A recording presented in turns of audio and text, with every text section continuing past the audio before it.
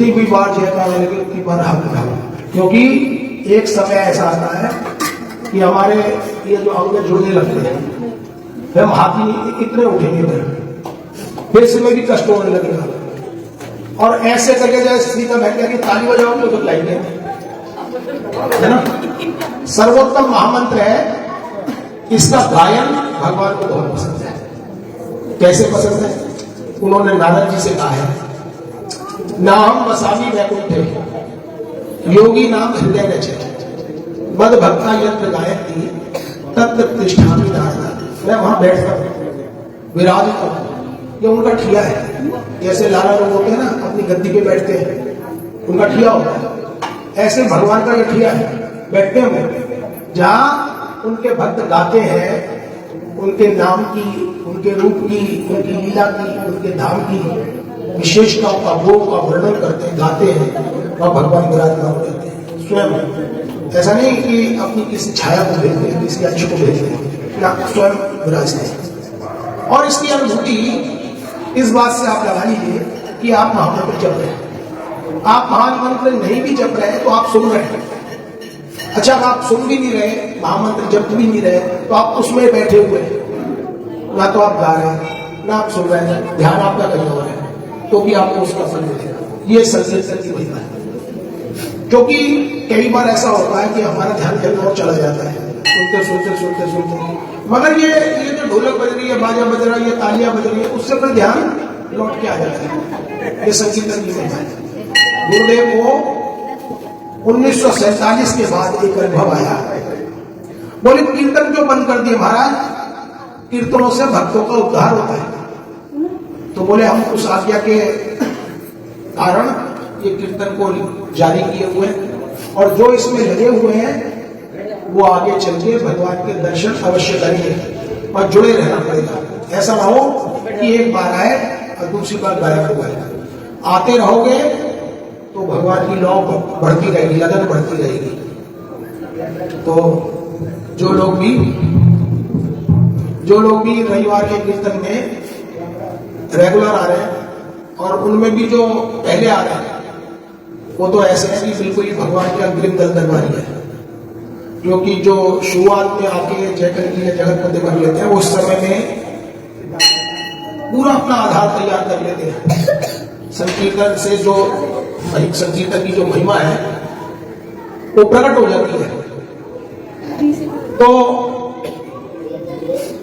ये जयकर की जय जगतपति पद्मापति जय रमापति रविवार के दिन जपने का विशेष महत्व है। पहले हमें ये नहीं पता था कि ये जो रविवार है ये विष्णु भगवान का दिन होता है। महाविष्णु जी का दिन है ये रविवार, अनंत काल से चला आ रहा है, अनंत काल तक चलेगा। सूर्य भगवान भी भगवान के 5 रूपों में ही है। भगवान बोले भक्तों के जो रुचियां हैं उन रुचियों में भिन्नता है, उस भिन्नता की वजह से मैंने 5 रूपों में अपने को विभक्त कर लिया है।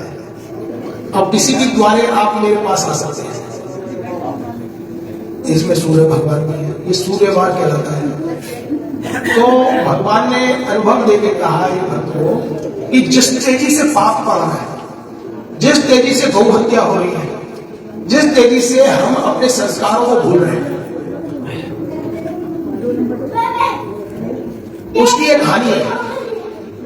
जैसे जैसे आप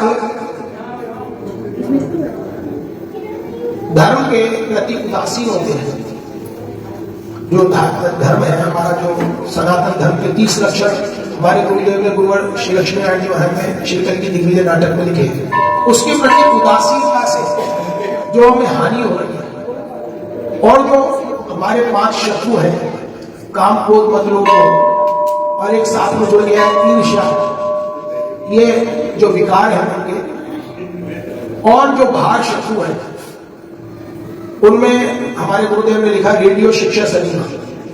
इनमें कलयुग का वास बताया, उन्होंने कलयुग के 3 हथियार बताए। अब वो तीनों हथियार एक में शामिल हुआ है, मोबाइल में।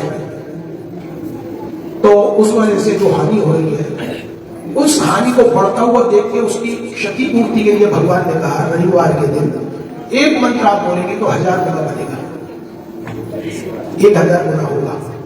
उसकी पूर्ति के लिए उन्होंने बताया, क्योंकि जिस तेजी से कलयुग बढ़ रहा है उसी तेजी से हम पे भी भार बढ़ रहा है। क्यों? क्योंकि एक बार किसी अच्छी चीज के प्रति उदासीन हो गए, देखो बेटा आगे बैठो तो ये अलाउ नहीं है, समझ गए? सीधे बैठो, सीधे तल के, क्योंकि देखो तुम्हारी उम्र में 12 घंटे भी बैठा जा सकता है। हम बैठेंगे ना तो हमारी तो पीठ में इतना दर्द हो जाएगा कि तरफ बैठ ही नहीं सकते, ये उम्र ही नहीं है हमारी बैठने। ध्रुव जी कह रहे हैं, प्रहलाद जी कह रहे हैं कि अगर बुद्धिमान है तो बाल्यावस्था में भजन करो, और जो बाल्यावस्था से ऊपर चले गए तो वो थोड़ा सा और मेहनत ज्यादा पड़ेगी। जैसे धर्म के प्रति उदासीनता से चरित्र में पतन होता है ना, ऐसे वो चारित्रिक अधोगति तेजी से होने लगती है और पता भी नहीं लगती हमें, क्योंकि अपना दोष तो दिखता नहीं। तो ये जयकल की जय जगतपति परमात्मा जय इसलिए जरूरी है। मेरे को एक घड़ी चाहिए,